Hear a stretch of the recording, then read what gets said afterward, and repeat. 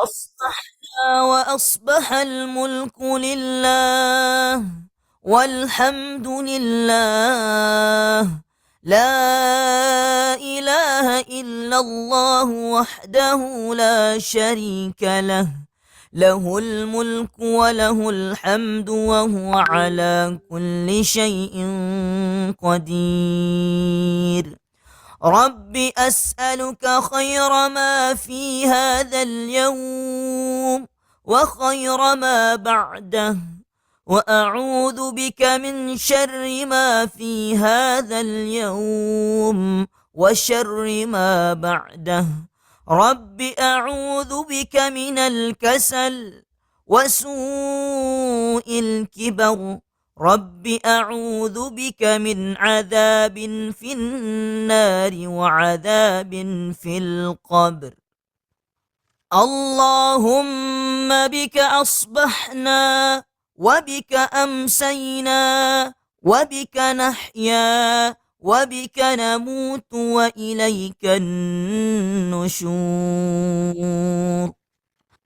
اللهم أنت ربي لا إله إلا أنت، خلقتني وأنا عبدك، وأنا على أهدك ووعدك ما استطعت. أعوذ بك من شر ما صنعت.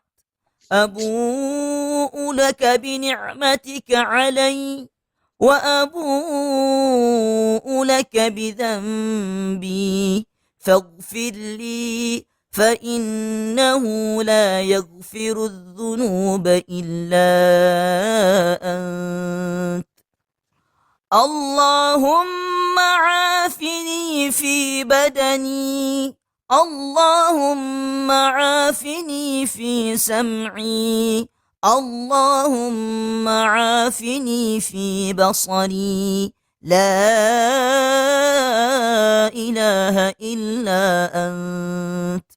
اللهم إني أعوذ بك من الكفر والفقر، وأعوذ بك من عذاب القبر، لا إله إلا أنت. اللهم إني أسألك العفو والعافية في الدنيا والآخرة. اللهم إني أسألك العفو والعافية في ديني ودنياي وأهلي ومالي. اللهم استر عوراتي وآمن روعاتي. اللهم احفظني من بين يدي ومن خلفي وعن يميني وعن شمالي ومن فوقي Oke, baik. Bismillahirrahmanirrahim. Assalamualaikum warahmatullahi wabarakatuh.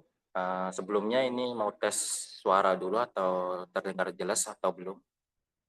Boleh direspon teman-teman semuanya.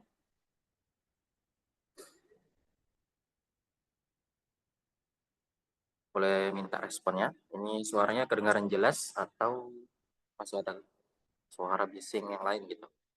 Jelas, Kak. Ada satu orang yang ngomong jelas, yang lain gimana? Oke, jelas, oke. Oke, baik. Mungkin kita mulai aja ya sembari nanti menunggu Ustadznya hadir di Zoom ini.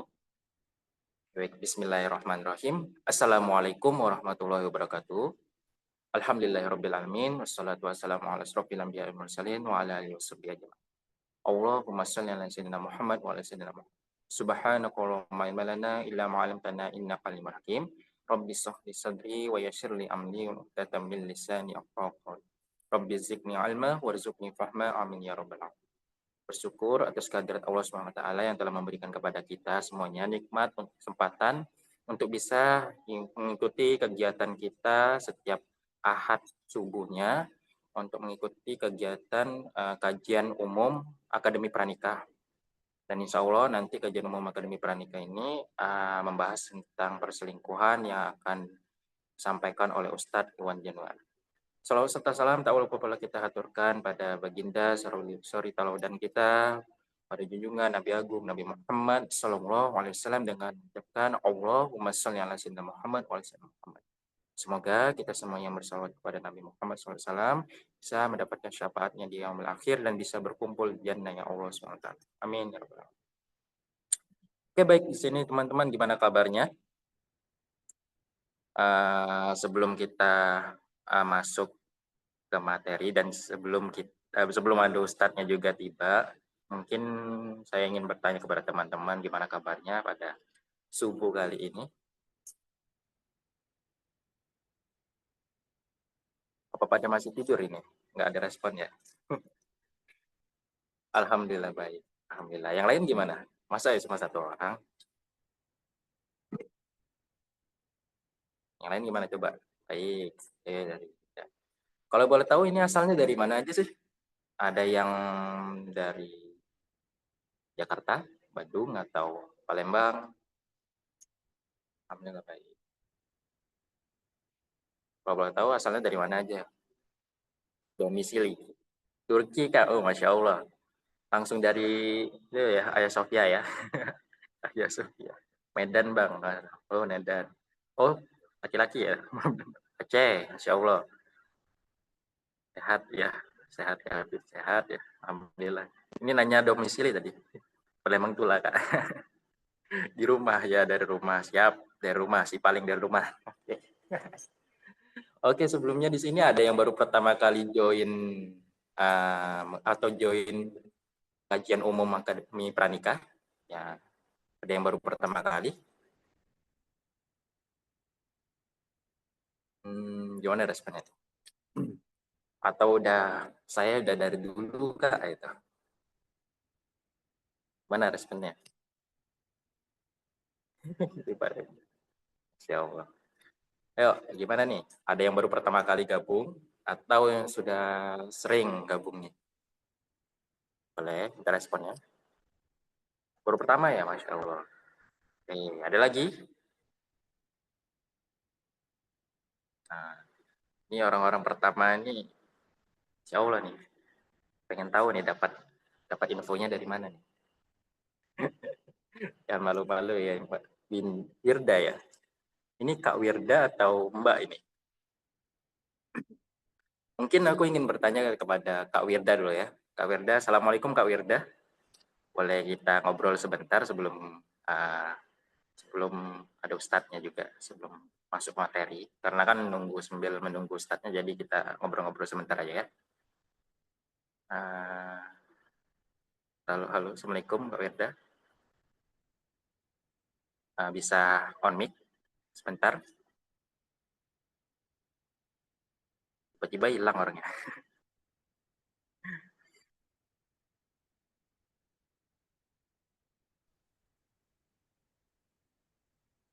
Ada. Assalamualaikum Kak Wirda. Boleh minta responnya? Atau lagi belum bisa nih on mic?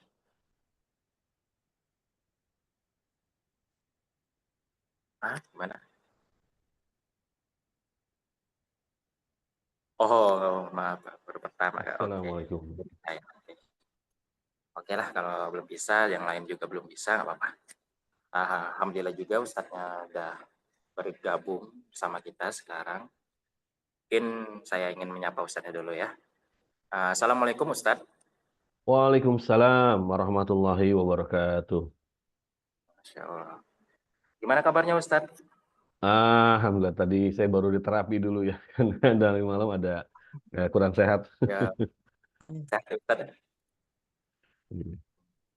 Oh ya Ustadz, gimana? Udah siap untuk menyampaikan materi? Insya Allah. Silakan. Oke, Ustadz. Kami izin membuka dulu ya Ustadz. Tafadhol, silakan. Oke. Baik, kepada teman-teman semuanya, Alhamdulillah Ustadz kita sudah siap untuk menyampaikan materi pada pagi hari ini. Mungkin saya ingin mengingatkan kepada teman-teman semuanya untuk memperkuat niatnya kembali dan untuk memperkuatnya niatnya kembali karena untuk mencari ridhonya Allah dan mencari ilmu untuk kita mempersiapkan ke depannya gitu. Dan jangan lupa untuk mempersiapkan catatannya, dan apabila ada pertanyaan nanti boleh di akhir ya, setelah Ustadz menyampaikan materi. Mungkin marilah kita buka acara kita pada pagi hari ini dengan melafazkan basmalah. Bismillahirrahmanirrahim. Oke, baik Ustadz, kami persilakan untuk menyampaikan materi pada pagi hari ini. Baik. Terima kasih kesempatannya. Bismillahirrahmanirrahim. Assalamualaikum warahmatullahi wabarakatuh. Waalaikumsalam. Alhamdulillahirabbil alamin. Alhamdulillahilladzi ahalanika wa harramas sifah. Asyhadu an la ilaha illallah wahdahu la syarikalah wa asyhadu anna Muhammadan abduhu wa rasuluhu allazi la nabiyya ba'dah. Allahumma sholli wa sallim wa barik ala Rasulillah wa ala alihi wa sahbihi wa mawalah ila yaumil qiyamah, amma ba'du. Qala azza wa jalla fi kitabihil karim wa huwa asdaqul qailin. A'udzu billahi minasyaitonir rajim. Bismillahirrahmanirrahim. Ya ayyuhalladzina amanu taqullaha haqqa tuqatih wa la tamutunna illa wa antum muslimun. Wa qala aidan wala taqrabuz zina innahu kana fahisyatan wa sa'a sabila. Wa qala aidan ya ayyuhalladzina amanu la takhudullaha wa rasulahu wa amanatikum. Al-ayah. Shadaqallah wa shadaqar rasuluh. Allahumma arhamna bil Qur'an. Rekan-rekan peserta kajian dari komunitas akademi pranikah yang mudah-mudahan di kesempatan pagi ini, subuh ini, Allah memberikan kita semoga kenikmatan iman, kenikmatan Islam, dan juga kenikmatan kita untuk istiqomah melaksanakan semua perintah Allah Subhanahu wa Ta'ala. Karena tidak ada, kalau kita lihat, kalau kita timbang, tidak ada kenikmatan yang paling besar melainkan mendapatkan nikmat iman dan Islam. Dengan iman dan Islam itu kita akan dengan mudah untuk dituntun menuju petunjuknya Allah. Akan dengan mudah juga menerima petunjuk itu. Dan dengan mudah juga kita akan mengamalkan petunjuk Allah tersebut. Sementara kalau orang dia tidak mendapatkan nikmat iman dan Islam, belum tertunjuki oleh hidayah Allah, maka menjadi seorang mukmin, menjadi seorang yang saleh itu terasa sangat berat. Dia lihat kebenaran itu seperti kebatilan, lihat kebatilan seperti kebenaran, dan lihat kemudian baik dan buruknya bukan berdasarkan tuntunan dari Allah, tapi berdasarkan keinginan dia, hawa nafsu dia, atau mengikuti kebanyakan orang lain yang ada di sekitar dia. Begitu pula orang kalau belum juga mendapatkan nikmat iman dan Islam ini, walaupun dia tahu petunjuk Allah, tapi dia kemudian belum tentu juga bisa mengamalkan itu. Karena daya tarik dari hawa nafsu itu mungkin lebih besar dibandingkan dengan petunjuk dari Allah Subhanahu wa Ta'ala. Karena memang tabiat beramal soleh itu berat ya. Nah, kita bangun sholat subuh saja kalau tidak terbiasa, tidak membiasakan diri, itu subhanallah, itu memang nggak gampang. Banyak orang yang mungkin bangun pukul 6, setengah 7, seperti itu. Karena dorongan hawa nafsu ini, tarikannya sangat besar. Baginda Nabi menyebutkan, ala innal jannah hufat bil makarih, wa innan nara hufat bis syahawat. Nabi sampaikan, ketahuilah bahwa surga itu, maksudnya jalan menuju surga, itu dikelilingi bil makarih dengan hal-hal yang hawa nafsu itu nggak suka. Hawa nafsu itu nggak merespon. Hawa nafsu itu nggak enjoy dengan itu. Sementara jalan menuju neraka itu hufat bisyahawat. Itu dikepung, dikelilingi dengan perkara-perkara yang mengundang syahwat kita sebagai manusia. Ya termasuk kalau kita bicara tentang pernikahan, perselingkuhan, itu subhanallah. Ya bisa menikah itu luar biasa. Tapi mempertahankan pernikahan itu lebih luar biasa lagi. Kemudian setia dengan pasangan itu luar biasa. Tapi setia dengan pasangan tidak melakukan perselingkuhan itu lebih luar biasa lagi. Karena ada orang yang dia itu setia dengan pasangan, tapi setianya kata orang dulu setiap tikungan ada begitu ya. Jadi ya dia ada pasangan di sana, ada orang di situ, orang di situ. Nah ini masya Allah. Satu hal memang maka beruntunglah, bersyukurlah kalau orang yang sudah menikah, kemudian dia mendapatkan rumah tangga yang tumaknina, yang menenangkan, yang kemudian sakinah, menetap di situ karena merasa tenang, lalu ada mawaddah, ada rasa cinta, dan juga ada rahmah, ada kasih sayang. Itu hal yang sangat luar biasa. Dan itu wajib untuk disyukuri. Walaupun saya belum tahu, ini peserta di kajian ini berapa persen yang sudah menikah nih ya. Nah, lebih banyak yang sudah menikah, atau lebih banyak yang belum menikah ini. Ya. Lebih banyak mana, Mas Habib ini, yang pesertanya, yang sudah atau yang belum menikah ini? Sepertinya banyak yang jomblo, Ustaz. Banyak yang belum menikah. Iya, Kalau gitu betul. mudah-mudahan materi pagi ini nggak jadi menakutkan ya untuk menikah ya. Nggak jadi bikin kemudian, waduh kalau nikah nanti pasangan selingkuh, iya kumaha iya gitu kan. Gimana ini gitu kan.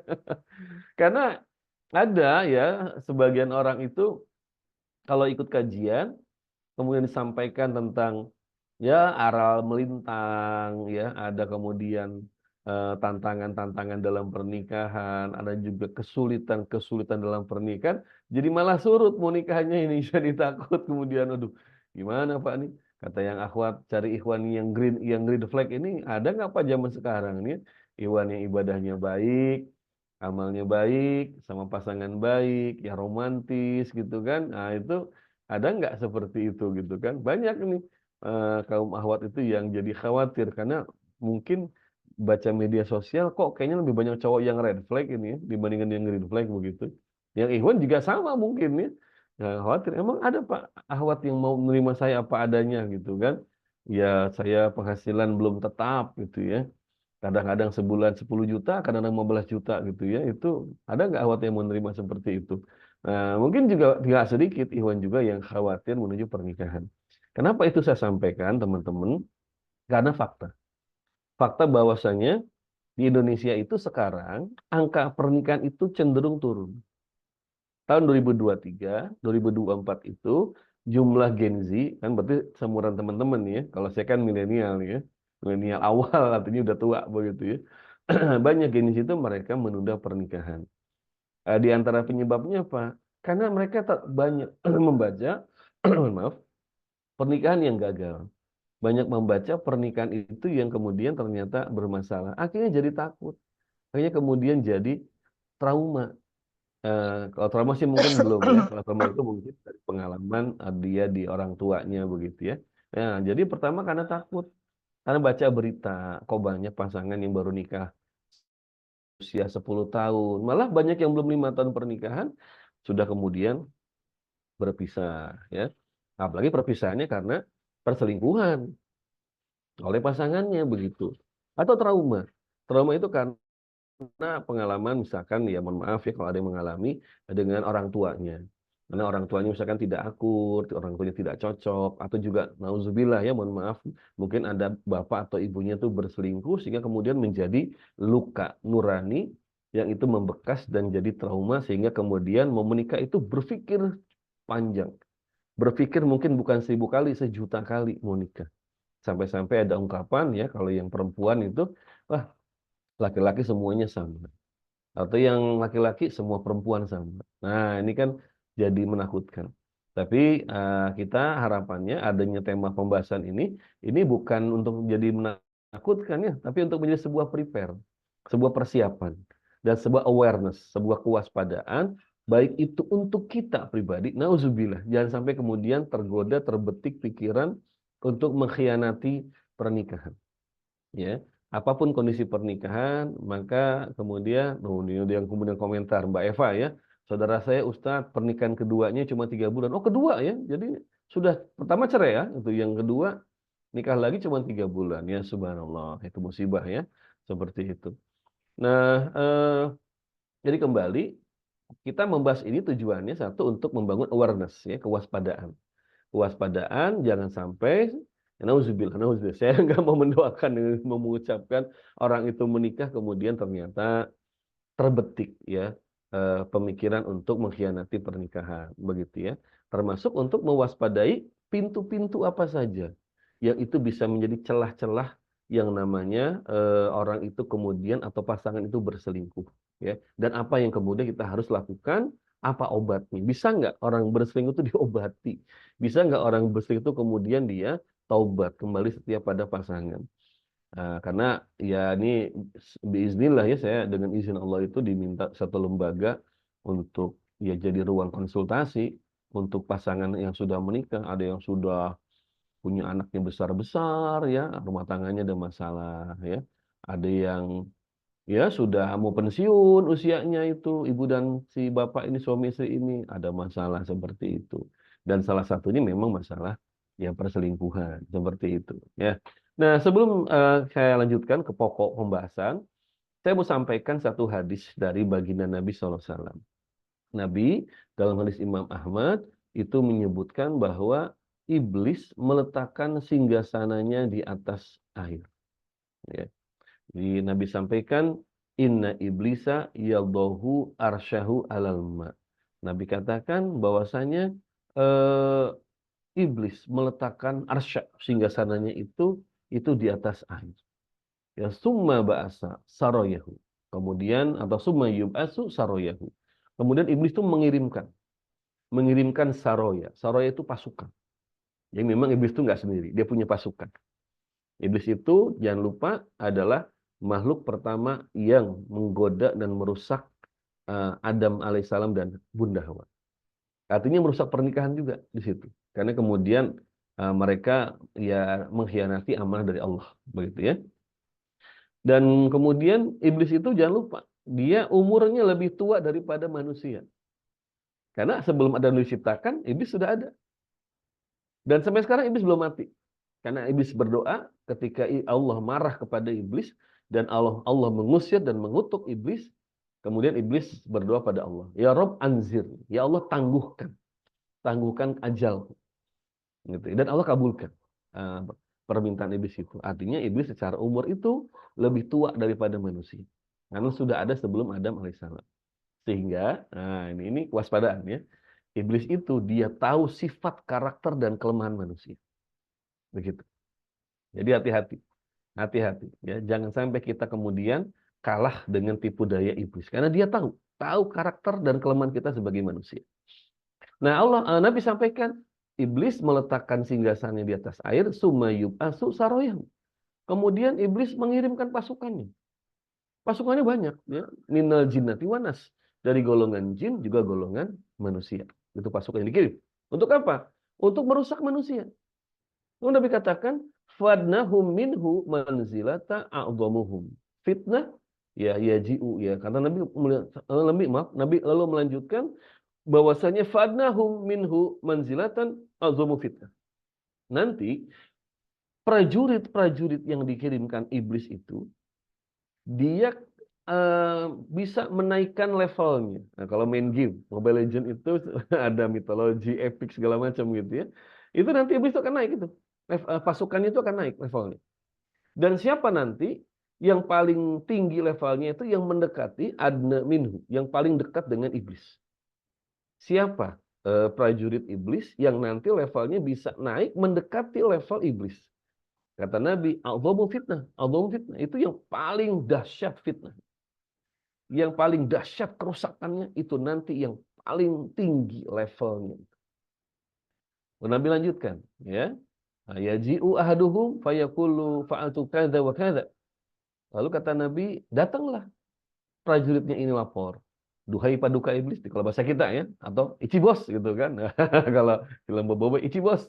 Nih, aku sudah bisa melakukan ini dan ini, merusak manusia gini-gini, begitu kan.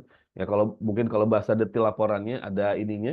Laporannya itu aku sudah bisa membuat manusia saling membunuh, membuat manusia saling menipu, merampok, bikin manusia membuat ijazah palsu, misalkan begitu ya, seperti itu ya.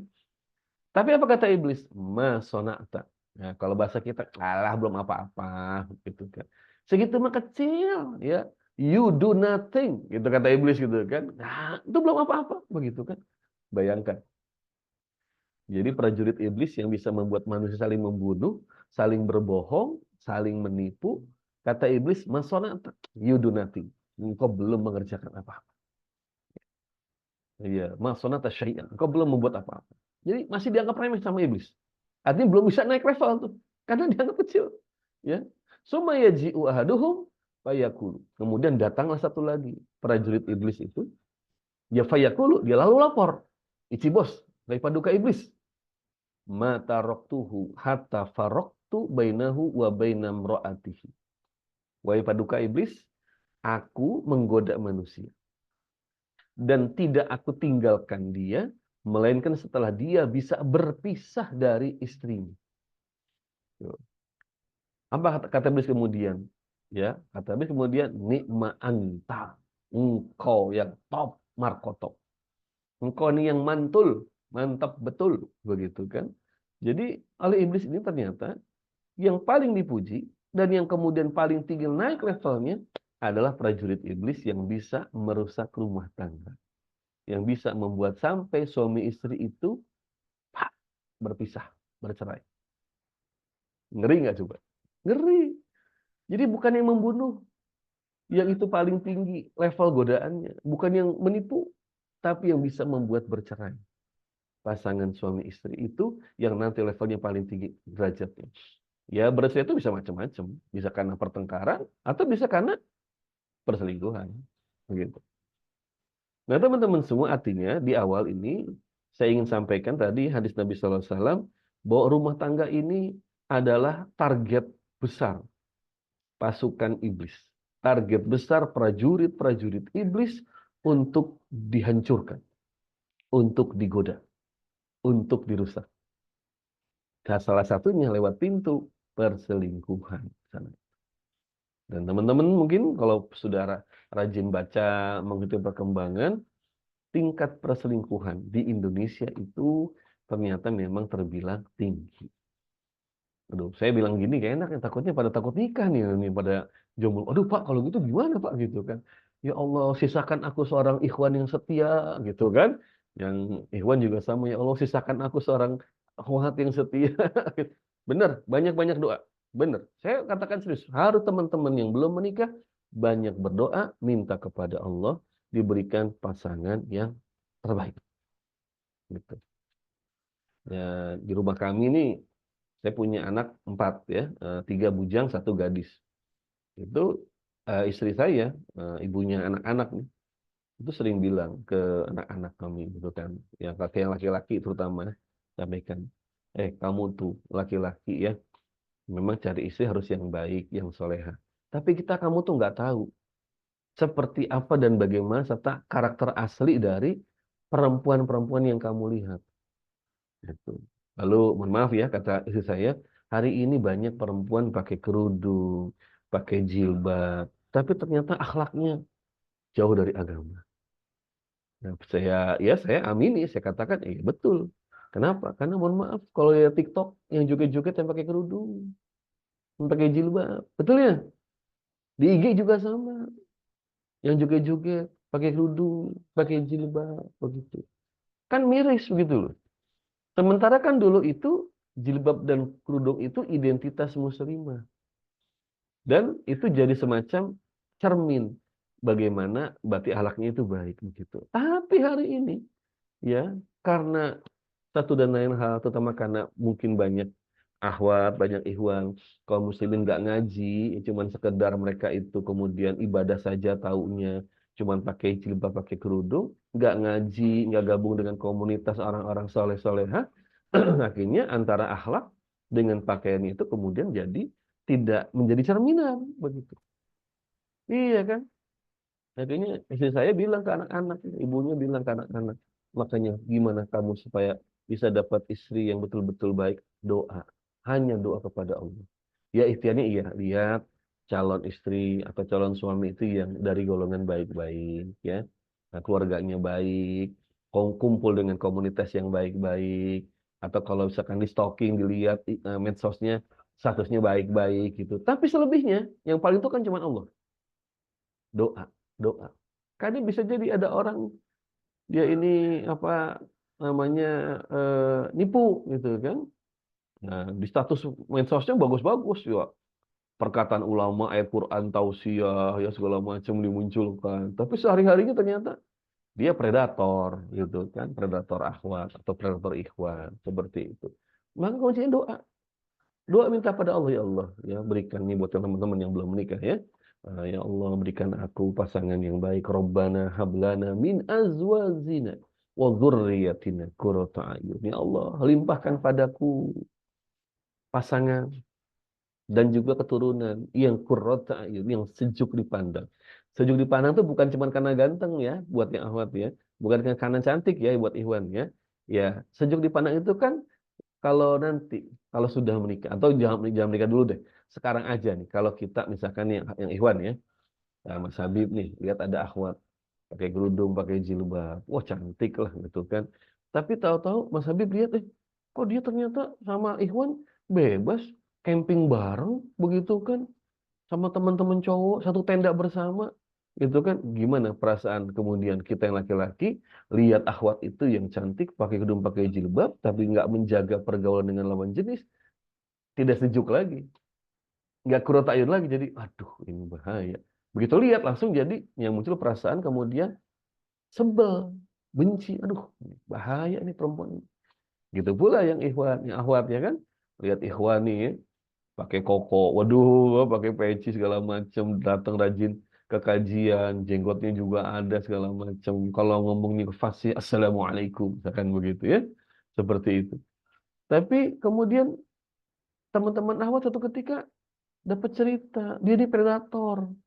Dia ini ternyata tipikal yang suka tadi nyari awat ini, awat itu gitu kan. Sudah banyak awat yang kemudian ya jadi korban di ghosting sama dia.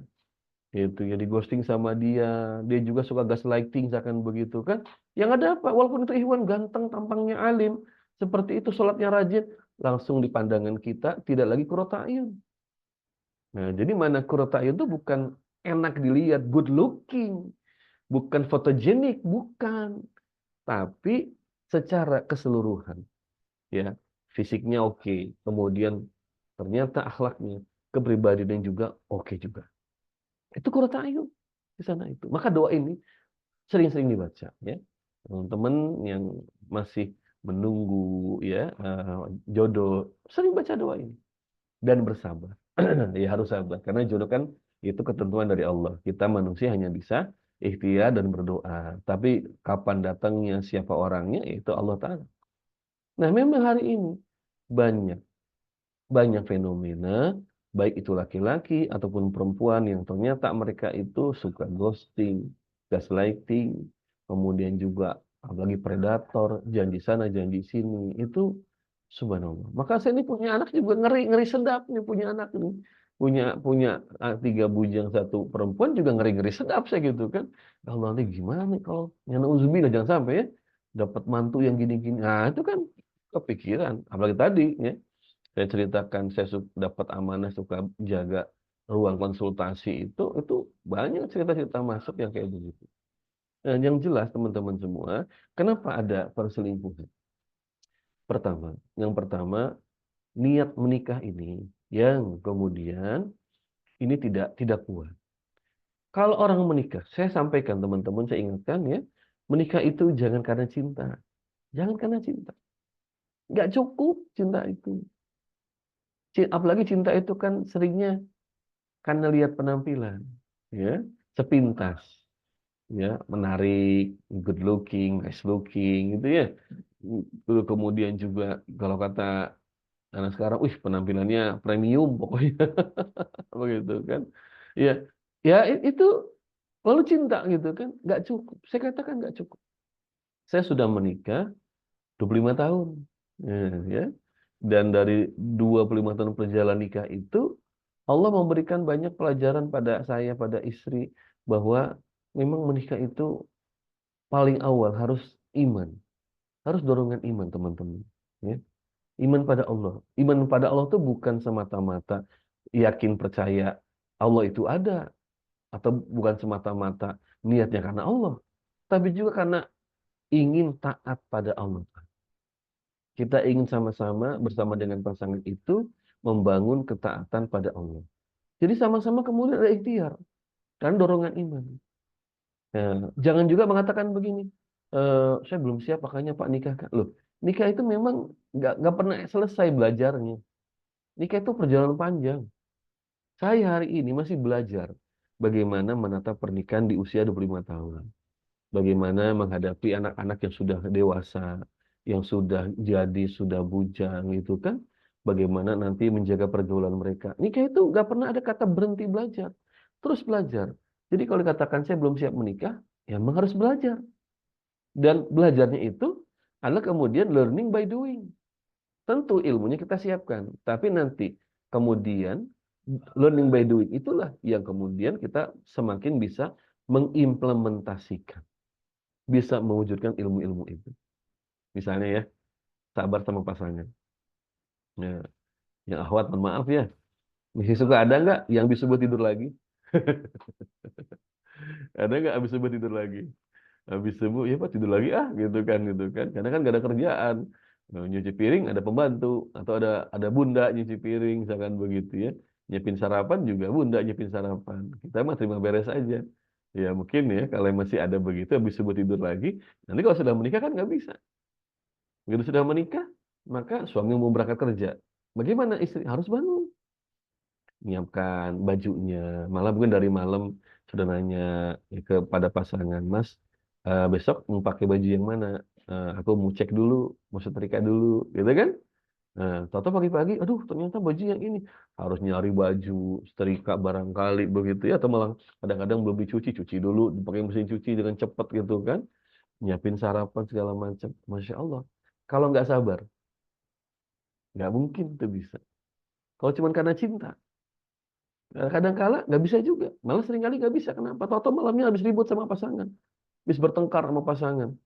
Iya, pagi kan masih pagi masih kesal tuh sama pasangan. Kalau karena cinta, selesai itu.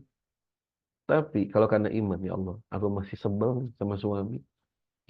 Aku masih kesal sama suami, tapi ya Allah, Engkau memerintahkan aku sebagai seorang istri untuk berbakti taat pada suami. Ya Allah, aku kerjakan. Bukan karena suami, tapi karena Engkau ya Allah. Nah, itu luar biasa. Dan itu tadi harus iman. Nggak bisa cuma karena cinta. Dan iman itu nanti yang juga menjaga suami istri itu setia dengan ikatan pernikahan. Kenapa begitu? Karena begitu sudah menikah ya, teman-teman, itu masalah tuh selalu ada. Tadi ya, iblis tuh kirim pasukan loh. Iblis kirim pasukan. Jadi kalau sudah menikah itu masalah yang kecil bisa jadi besar. Hmm? Istri masak air lupa, kompor nyala terus begitu kan, sampai angus, sampai pancinya gosong, kebakar. Itu kan sebenarnya masalah kecil. Berapa sih harga panci? Ya panci yang mungkin keramik mungkin berapa lah, 200.000 misalkan begitu kan. Tapi kan murah, tetap aja dibandingkan rumah kebakar gitu kan. Itu kan masalah kecil. Tapi gara-gara itu bisa ribut panjang. Makanya kamu tuh, mah, ini kamu masak tuh perhatikan. Nanti kebakaran gimana? Wah tuh jadi suami tuh nyap-nyap, marah-marah kayak begitu kan. Istri baper kan, sedih, nangis begitu kan. Situ tuh hawa nafsu dan pasukan iblis datang tuh masuk, merusak rumah tangga. Nah, udah kesal begitu kan, apalagi bukan sekali dua kali, keselnya berkali-kali.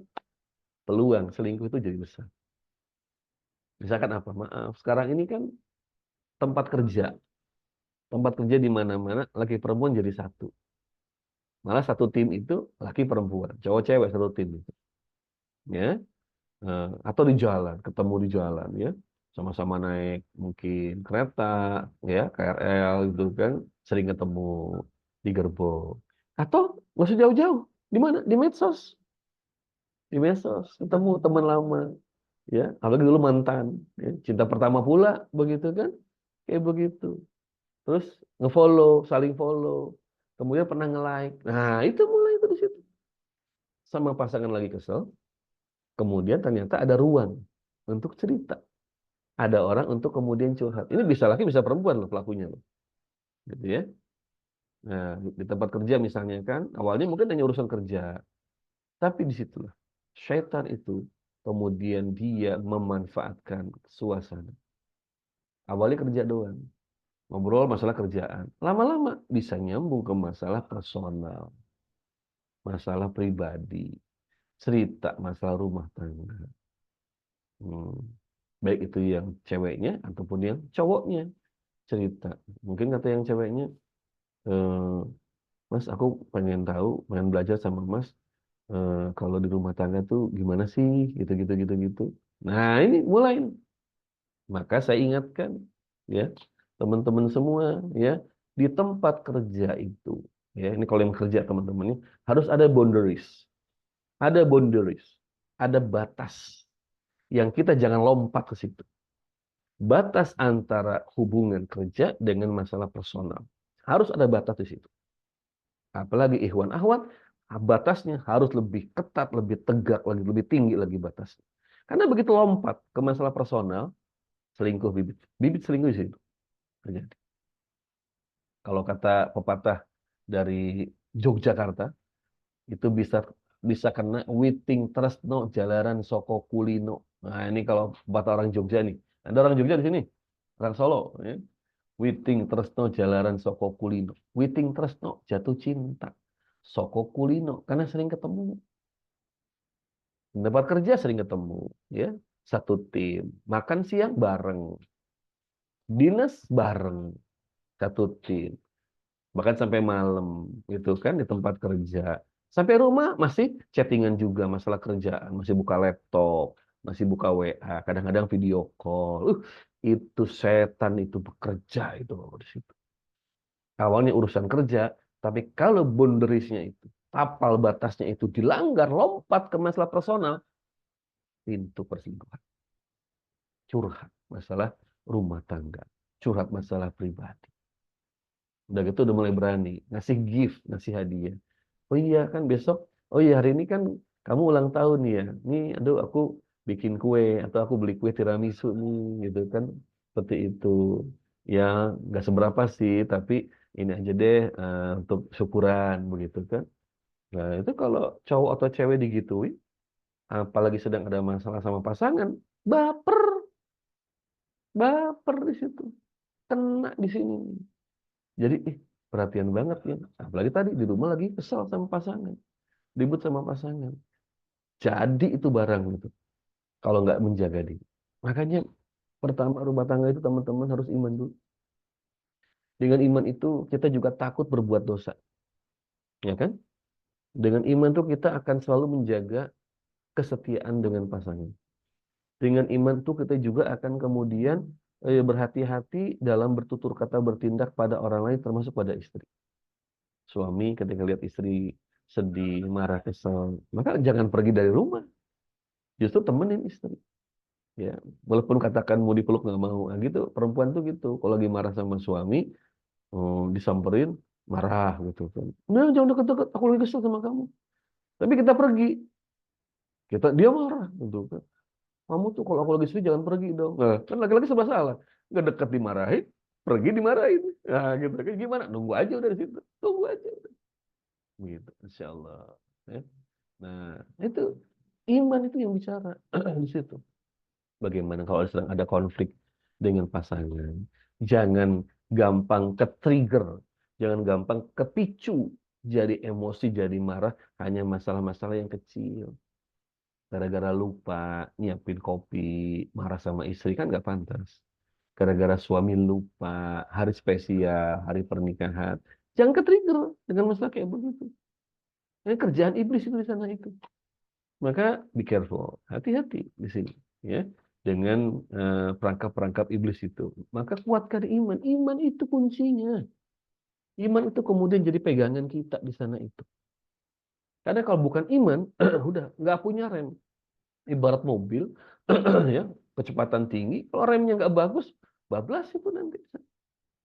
Apalagi sedang ada masalah. Nauzubillah. Maka perselingkuhan itu terjadi karena kelemahan iman.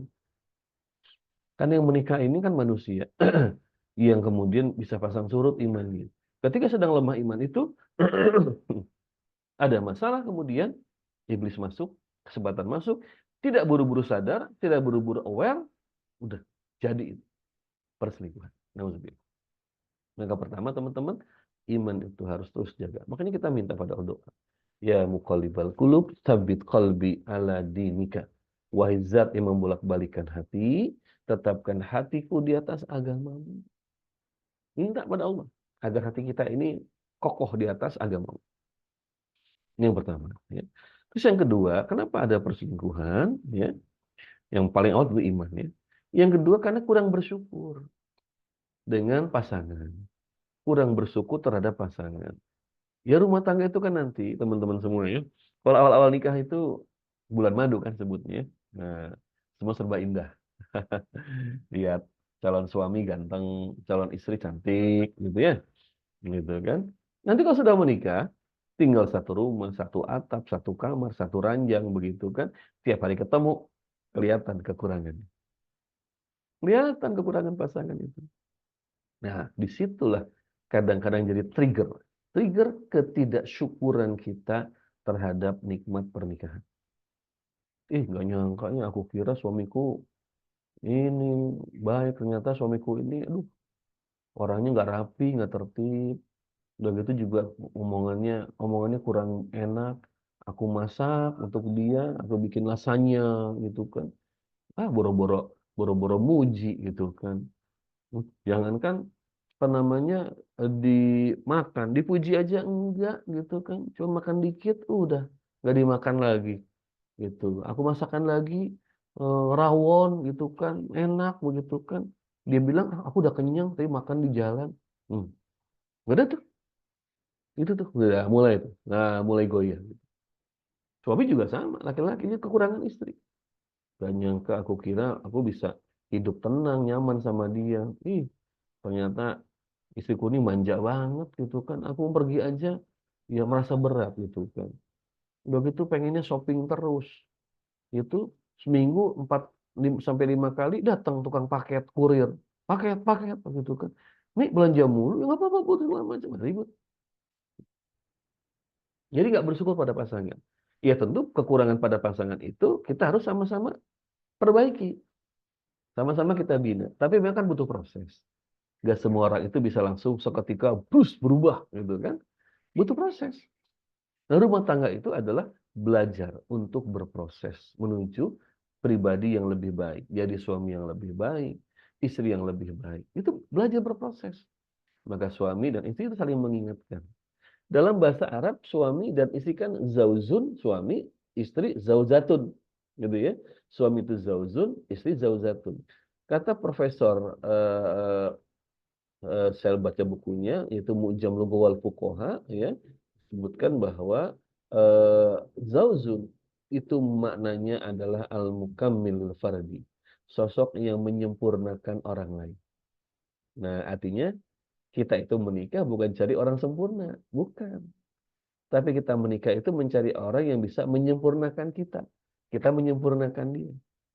Istrinya manja, ya gitu kan. Nah, kurang terampil bekerja, suaminya terampil, maka istri itu dilengkapi kekurangan, dibimbing. Atau sebaliknya, istrinya ini rapi, teliti, tertib, suaminya enggak. Ngambil baju aja dari tengah, seret, berantakan itu. Baju baru dilipat begitu kan. Nyimpen anduk di atas kasur. Jadi basah kasurnya begitu kan. Pengennya kan mesel, pengen marah.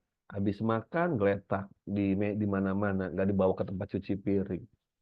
Nah, itu proses bahwa suami istri ini harus saling menyempurnakan, saling mengingatkan. Bukan fokus pada kekurangan pasangan. Kalau fokusnya pada kekurangan pasangan, celah di situ. Untuk kemudian tidak bersyukur, kemudian ketemu orang lain yang dianggap lebih oke, lebih baik, jadi selingkuh. Nah, bilang. Karena sekarang ruang selingkuh itu lebih luas dibandingin dulu. Dulu zaman awal-awal saya nikah kan gak ada media sosial teman-teman. Gak ada internet. Gak ada internet, gak ada media sosial, gak ada Facebook. Awal-awal media sosial tuh Friendster. Waduh udah kayak dinosaurus tuh. Friendster tuh zaman Jurassic Park. Dulu Friendster begitu kan. Kayak begitu. Jadi ruang-ruang untuk perselingkuhan itu ya terbatas. Ya ini ada syukur nikmatnya juga nih teknologi terbatas itu. Karena ruang selingkuhnya terbatas. Orang kalau mau ngasih kabar ngirim surat, datang ke kantor pos atau nitip ke orang. Begitu. Tapi hari ini peluang orang berselingkuh itu besar banget, luas sekali. Nggak usah ketemu langsung, bisa lewat media sosial, bisa video call, bahkan nauzubillah, summa nauzubillah, sampai ada istri itu dia mau video call, maaf telanjang kepada laki-laki lain. Coba. Jadi sekarang ini celah-celah orang berselingkuh tuh makin luas. Ini bukan salah teknologi ya, bukan salah teknologi, tapi kita hanya manusia yang tidak menggunakan teknologi ini untuk kebaikan, untuk ketaatan. Kan kalau untuk kebaikan, ketaatan, teknologi kan bisa buat ngaji kayak begini, ya kan? Tapi kalau bukan untuk ketaatan, bisa buat selingkuh teknologi itu. Karena dengan video call tuh orang bisa, waduh, segala macam lah dilakukan. Ya. Maka yang kedua, jangan fokus pada kekurangan pasangan. Orang tuh berselingkuh karena dia terlalu fokus pada kekurangan pasangan. Begitu pasangannya ada kekurangan, bukan diperbaiki, tapi malah kemudian terus ya apa namanya, dicela, ya diburuk-burukan lah gitu kan. Dan bukan cuma di depan pasangan, di depan orang lain juga. Ada loh, laki atau perempuan, suami atau istri itu tega menceritakan kekurangan pasangan di depan orang lain. Cowok yang kumpul sama teman-temannya. Temennya nanya gitu kan. Gimana lo pengantin baru nih, udah 2 tahun nikah, gimana perasaannya? Halo guys, gimana perasaan nikah? Wah, nyesel gua nikah. Bini gua parah dah. Si ini mah dia mah aduh, nggak bisa gua harapin nih jadi istri yang baik. Tuh, coba ngomong teman-teman. Yang perempuan juga sama. Kumpul sama teman-teman gitu kan, komunitasnya mungkin ya teman-teman main segala macam gitu kan. Cerita awalnya. Lu pernah nggak laki lu di rumah tuh gini gini gini? Kenapa? Laki lu gitu ya? Iya. Laki gua tuh gini. Ceritain semua keburukan suami di depan orang lain. Akhirnya kan tahu keburukannya itu. Makin sakit hati, makin besar peluang untuk cari yang lain. Gitu. Itu mana uzubillah min dzalik. Jadi yang kedua ini, karena nggak bersyukur pada pasangan, fokusnya pada kekurangan. Padahal bukan dalam Quran, bukan dalam Quran. Allah sampaikan, hunna libasulakum wa antum libasulahunna. Kata Allah, firman Allah, istrimu itu adalah pakaian untukmu. Dan kamu pakaian untuk istri. Allah memberikan perumpamaan suami istri itu pakaian. Pertanyaan dari saya, pakaian fungsi utamanya apa? Apa untuk keindahan atau untuk apa yang paling utama pakaian itu? Menutup aurat. Itu kan fungsi utama pakaian. Artinya suami istri itu, teman-teman nanti kalau sudah menikah, harus sadar, saya dalam pernikahan ini bukan mencari pasangan yang sempurna. Tapi saya justru untuk menyempurnakan pasangan. Dan pasangan pun menyempurnakan saya. Sehingga itulah pakaian, fungsi pakaian terjadi dalam rumah tangga. Bukan diumbar. Ibarat kata, maaf ya, udah badannya panu, kudis, kurap, dibuka juga depan orang. Yang jangan, na'udzubillah min dzalik gitu ya. Nah, ini yang kedua, penyebab kemudian perselingkuhan itu secara internal. Jadi kalau kita bagi jadi dua ya. Perselingkuhan itu faktor internal rumah tangga, ada faktor eksternal. Yang di internal ini tadi, fondasi imannya nggak kuat pasangan menikah. Oh itu Bu, ada Pak yang nikah, itu aktivis pengajian kok selingkuh. Nah, sama berarti imannya nggak kuat. Itu kan belum tentu yang aktivis pengajian itu imannya kuat, belum tentu begitu kan. Kuat itu kalau kemudian dibangun terus, dipertahankan terus, jadi kuat. Gitu. Nah, pertama ini faktor internal itu karena keimanan yang pada pasangan. Nggak ada rasa takut pada Allah, nggak ada rasa cinta pada Allah, sayang pada pasangan, jaga amanah. Yang kedua tadi, di internal itu fokus pada kekurangan pasangan. Gitu. Maka beberapa kasus perselingkuhan itu teman-teman ya, itu terjadi karena si suami atau istri itu dia kecewa dengan pasangan. Ya disalah-salahin mulu laki-laki. Kan gitu katanya laki-laki ya. Waktu kecil dimarahin emaknya, pas kuliah dimarahin dosennya, pas kerja dimarahin atasannya, pas nikah dimarahin bininya, gitu katanya laki-laki kan. Ya akhirnya kemudian berselingkuh.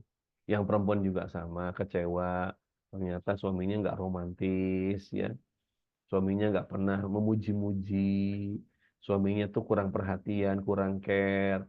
Isinya ya sekali-kali pengen healing deh, pengen jalan-jalan gitu kan. Suaminya sibuk kerja, pagi-pagi pulang malam, sampai minggu tidur mulu suaminya. Kalau nggak tidur touring sama teman-temannya, touring sepeda lah, touring motor lah, futsal lah, apalah gitu kan. Istri di rumah mulu gitu kan. Akhirnya istri kecewa. Lalu Ada kesempatan selingkuh. Ini faktor di internal rumah tangga. Yang kedua faktor eksternal. Apa tuh faktor eksternal itu? Satu, tadi saya bilang, hari ini pergaulan pria wanita itu kan gak ada batas. Di tempat kerja, tempat kuliah kan campur baur lagi perempuan. Jadi satu, gampang ketemu, gampang ngobrol, gampang ngeliat. Gitu. Apalagi di media sosial, bisa curhat. Seperti itu. Akhirnya kemudian nggak ada batas lagi antara laki sama perempuan, termasuk yang mereka itu maaf ya, yang perempuan yang pakai jilbab, pakai kerudung, yang laki juga mungkin rajin ibadah segala macam. Kalau sering ketemu ya, itu kan sering curhat, ah udah, wassalam gitu. Makanya buat yang akhwat ya, jangan suka-suka curhat. Kalau kepada orang yang beda lawan jenis itu ya. Jadi curhat laki-laki jangan. Kalau belum mau curhat itu mendingan didampingi sama orang tua gitu kan. Dengan orang yang amanah, bisa dipercaya begitu. Yang laki-laki juga sama. Jangan kesenangan kalau ada perempuan yang curhat, ya begitu. Kenapa? Jadi peluang nanti di situ. Terjadinya perselingkuhan di sana. Jadi di faktor eksternalnya yang pertama kan hari ini lingkup pergaulan pria wanita itu nggak ada batas. Bahkan tidak sedikit yang suka terjadi kholwat, berdua-duaan. Contoh nih ya, contoh di tempat kerjaan. Ruangannya di ruangan berdua, laki perempuan. Terus makan siang berdua mulu. Makan siang sana yuk, makan siang berdua. Alasannya ada sih, ngomongin pekerjaan segala macam. Tapi berdua. Dinas luar berdua lagi. Naik pesawat duduknya sebelahan. Gitu kan? Duduknya sebelahan aja ya, biar kita bisa ngobrol nanti di perjalanan. Wow, ini sudah ini. Udah lampu lampu kuning menjelang merah ini. Seperti itu. Karena udah keluar. Cowoknya naik mobil gitu kan. Janjian, nanti aku jemput ya ke kantor gitu kan. Sering bareng berdua dalam mobil pribadinya. Keluar ini. Atau naik misalkan online gitu kan, taksi online berdua juga. Kita kan sejurusan. Dan pesen taksi satu aja. Nah ini setan ini. Ini kerjaan setan. Ini. Kerjaan setan. Maka hati-hati teman-teman. Jangan sampai masuk ke dalam perangkap iblis seperti itu. Hindari banyak interaksi dengan lawan jenis, hindari juga yang namanya apalagi berkhamar. Hati-hati, ya, hati-hati. Ya, buat yang akhwat ya, saya ingatkan kenapa? Karena perempuan itu kan baperan, ya kan? Kalau cowok yang baik sama dia, perhatian sama dia, respect sama dia, wah itu melting tuh, meleleh tuh, cewek itu begitu. Dan maaf ya, na'udzubillah, itu banyak laki yang sudah punya istri, yang sudah menikah itu masih suka mendekati perempuan-perempuan yang single. Dia deketin tuh, gitu kan? Dan dia tahu gimana cara ngedeketin dan meluluhkan hati perempuan yang sesingle itu. Hati-hati. Gitu. Makanya banyak kasus perselingkuhan, laki udah nikah, kemudian dengan perempuan yang belum nikah. Yang lebih parah lagi, sama-sama sudah nikah. Ini perempuan sudah nikah, laki sudah nikah, selingkuh. Dan itu bukan satu dua saya temuin yang seperti itu. Nauzubillah. Maka hati-hati, terutama buat yang akhwat ya, jaga diri Anda. Harus punya rasa malu yang lebih tinggi dibandingkan laki-laki. Kata ulama, kata Nabi kan, al-haya'u minal iman. Malu bagian dari iman. Lalu kata ulama, malu itu bagus pada laki-laki. Tapi lebih bagus lagi yang namanya rasa malu itu pada perempuan. Jadi perempuan ya janganlah kemudian karena merasa punya pendidikan tinggi, mau mengejar karir gitu kan. Akhirnya kemudian maaf ya tanda kutip itu agresif di dalam kerja itu. Jadi dengan laki-laki kemudian wah aktif gitu kan kumpul dengan laki-laki. Be careful, hati-hati. Jangan sampai Anda menjadi perusak rumah tangga orang lain. Karena tadi terlalu aktif bertemu dengan laki-laki. Pesan saya kalau kerja biasa aja lah. Biasa aja lah kerjanya. Begitu kan. Toh perempuan gak wajib kerja kan. Anda sudah punya penghasilan, sudah alhamdulillah. Ya, perempuan gak wajib kerja. Begitu kan. Kalaupun sekarang teman-teman yang perempuan akhwatnya kerja, ya udah kerja aja. Jangan kemudian aktif sampai kemudian tadi meeting sampai malam dengan teman kerja yang laki-laki segala macam. Aduh. Peluang terjadinya perselingkuhan, cheating itu besar. Gitu. Lalu apalagi faktor eksternal itu? yang menyebabkan kemudian banyak perselingkuhan? Karena banyak kesempatan hari ini, banyak kesempatan. Tadi media sosial, tempat kerja, tempat kuliah, itu banyak peluang terjadi. Ya, dinas bareng lah, tim dalam kantor segala macam, itu peluang yang terjadi. Dan yang ketiga, yang terakhir yang saya sampaikan, kenapa kemudian sekarang banyak perselingkuhan terjadi? Hari ini orang berselingkuh dianggap normal, dianggap wajar, bahkan kemudian dianggap keren kalau ada cowok bisa berselingkuh dari istrinya. Dan temennya, circle-nya suka saling melindungi, saling menutupi. Ini bininya nih, istrinya nih nanya ke teman-temannya, tolong dong, aku dapat kabar kalau suamiku tuh katanya suka jalan sama perempuan lain sih gini-gini. Teman-temannya kompak melindungi. Oh enggak begitu kok, enggak teman-temannya kompak melindungi. Mohon maaf, ini setan, setan kayak begini. Teman yang baik itu menasehati, itu mengingatkan, udah punya istri nggak boleh begitu, kasihan sama istri. Udah, ini kalau sekarang hari ini saya beberapa kali temui itu banyak circle-nya melindungi, mendukung, malah manas-manasin. Cie-cie lagi deket nih sama si ini. Padahal dia tahu temannya udah nikah, udah punya istri. Atau udah tahu temannya udah punya suami. Tapi dikomporin. Cie-cie, cie-cie. Akhirnya jadian selingkuh. Teman-temannya ini setan semuanya. Merusak rumah tangga orang lain. Yang mereka sendiri pun pasti nggak akan siap kalau ternyata pasangannya berselingkuh. Nah teman-teman, maka ini apakah penyakit atau apa nih? Atau hilaf begitu kan? Ya tergantung. Kalau misalnya ya mungkin dia imannya sedang turun begitu ya. Ada masalah sama istri nggak selesai dan nggak mau cari penyelesaian, nggak mau cari solusi begitu kan? Ya, ini bisa jadi hilaf begitu kan. Apalagi tadi kondisi kerja hari ini kayak begitu. Makanya banyak istighfar kita itu. Ya, dan banyak datang pengajian. Boleh nggak ya? Ini saya nih naik taksi online berdua sama temen cowok gitu kan. Ingat-ingat, boleh nggak? Oh nggak boleh, jangan. Maka, bareng aja nih, ngapain nyewa 2 taksi? Satu aja bareng-bareng. Oh enggak deh mas, saya nanti aja belakangan, saya ada perlu dulu. Gitu aja cari alasan. Harus kita jaga teguh iman kita itu. Ya, jangan, oh orang lain juga kayak begitu. Ingat, patokan petunjuk Allah bukan orang lain, tapi Quran dan Sunnah. Gitu. Ya. Nah, maka kita harus lihat itu kan. Ada orang itu dia hilaf karena nggak menjaga diri. Nggak menjaga diri, akhirnya masuk dia ke dalam perangkap setan, terbawa dalam suasana berselingkuh. Untung kalau sempat taubat. Kalau nggak sempat taubat, rusak rumah tangga. Apalagi maaf. Sampai berani melakukan perzinahan. Itu. Dan hari ini orang nggak takut berzina, teman-teman. Nggak takut berzina itu. Bener, nggak takut orang berzina. Menganggap itu biasa aja. Padahal, Masya Allah, dosa besar. Zina itu dosa besar.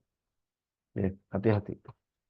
Nah, terus yang apakah ini kemudian bisa menjadi karena penyakit? Ya bisa jadi. Maksudnya penyakit itu karena udah kebiasaan. Memang kebiasaan dia itu ya begitu. Jadi yang cowok nih predator dia. Ngedeketin cewek-cewek baik yang single ataupun yang sudah menikah gitu kan. Makanya kan ada istilah pelakor, perebut laki orang. Ya, ini perempuan nih. Ada juga senior, seneng istri orang gitu. Gitu. Kata pepatah lama, rumput tetangga lebih hijau daripada rumput pribadi. Dia bandingin istrinya sama perempuan lain. Ya istrinya udah punya anak, 3. Ya mohon maaf ya, secara badan juga berubah dong jadi emak-emak. Dia bandingin sama yang masih single, dia beda. Begitu kan. Oh, wah aku cari yang single ini masih bagus bodinya. Astagfirullahaladzim. Jadi kalau sudah begini penyakit. Maka teman-teman, ya na'udzubillah, terutama yang ahwat ya, ada laki-laki yang datang melamar, maka cek dulu deh. Cek dulu lingkup pergaulan kayak apa. Jangan sampai ketemu dengan laki-laki model begini.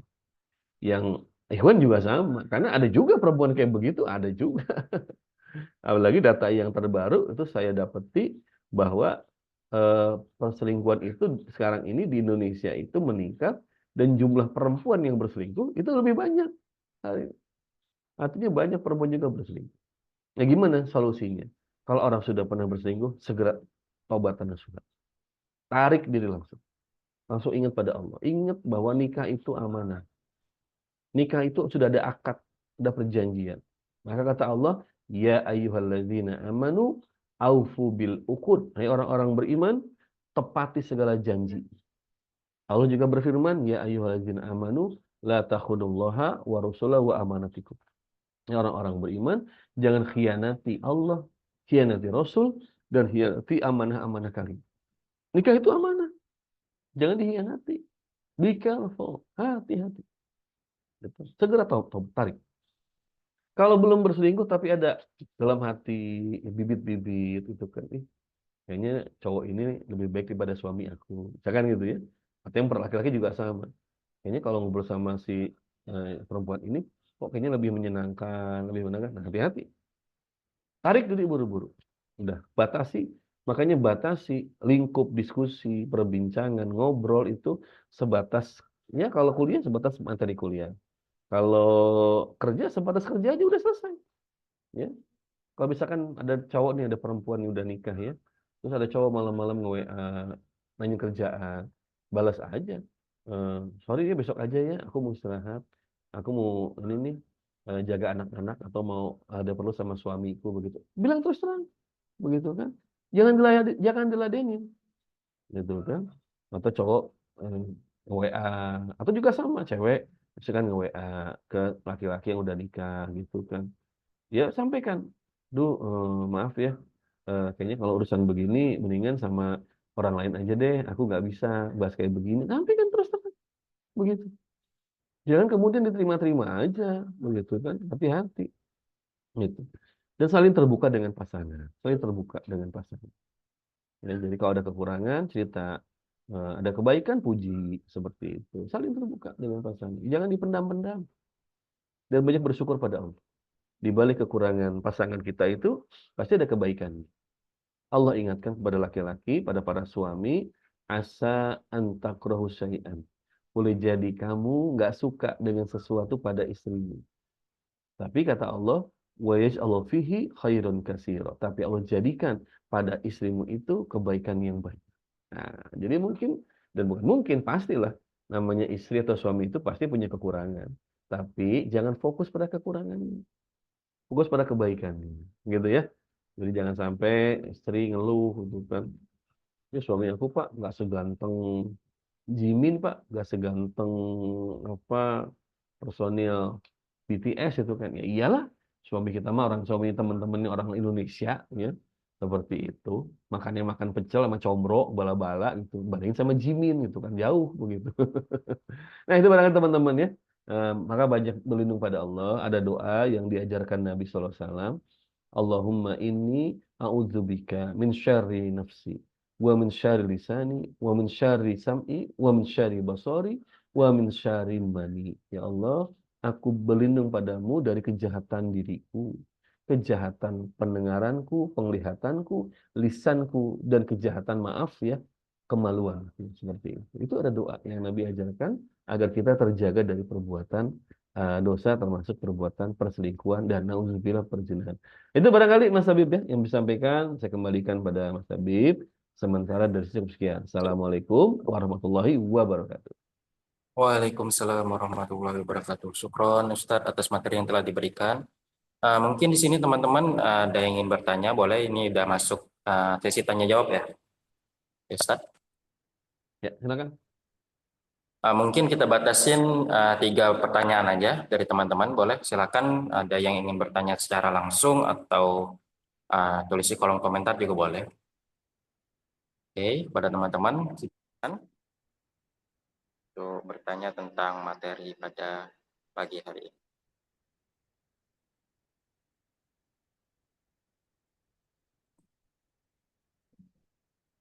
Oke, mana teman-teman semuanya?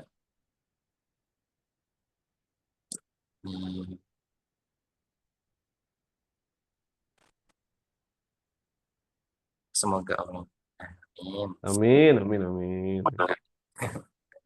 Siapa? Mana teman-teman? Ada yang ingin bertanya? Apa udah paham semua nih kayaknya? Insya Allah. Paham, insya Allah ya. Paham Dan ya? karena banyak yang belum menikah ya. Karena banyak belum Ya, menikah, jadi mungkin apa namanya belum tahu medan pernikahan seperti apa. Yang penting sekarang belum pembekalan ya, ngerasain jadi pembekalan. belum tahu. Iya, pembekalan untuk nanti bisa menjaga perasaan pasangan, juga jaga perasaan kita sebagai istri atau suami. Gitu ya, teman-teman. Ya, benar banget. Oke, teman-teman gimana? Mas? Ada yang bertanya atau raise hand? Kalau misalnya langsung bertanya langsung,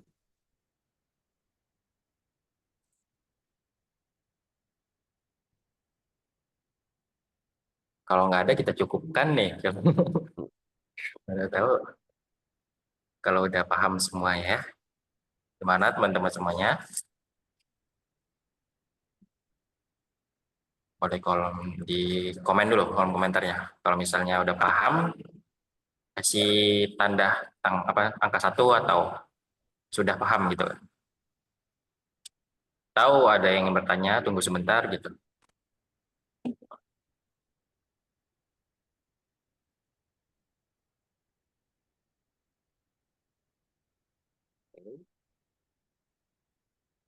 Oke, ada ya? Alhamdulillah ada Ustadz. Ini ada Ustadz. Nah, ini Ustadz ada yang ingin bertanya. Kami langsung bacain aja ya Ustadz. Ya, ya, silakan. Oke, ini dari Mbak Tatas. Assalamualaikum Pak Ustadz. Izin bertanya, bagi seorang wanita yang belum menikah, hal apa yang harus dipersiapkan ketika memutuskan menikah agar tahu pasangan kita tidak akan selingkuh? Iya. Tuh. Bismillahirrahmanirrahim. Sebagai ikhtiar ya yang kita lakukan, pertama tadi saya sampaikan banyak-banyak berdoa. Banyak berdoa minta pada Allah agar dimudahkan dan diberikan pasangan itu yang tadi qurrata ayun, yang baik ya. Doa. Jadi jangan remehkan kekuatan doa dan jangan bosan berdoa. Maaf ya, mungkin sih teman-teman ya, Ahwat ada yang usia sudah di atas 25 barangkali atau mungkin malah 30 gitu kan. Jangan putus asa dalam berdoa. Ya Allah, saya umur udah 28, udah mau 30, kok belum nikah-nikah juga. Jangan putus asa dan jangan hentikan berdoa. Terus doa, terus doa. Ya. Karena pertolongan Allah itu kadangkala datang ketika dalam kondisi-kondisi yang berat. Kan Allah menolong para nabi itu dalam kondisi-kondisi kritis ya.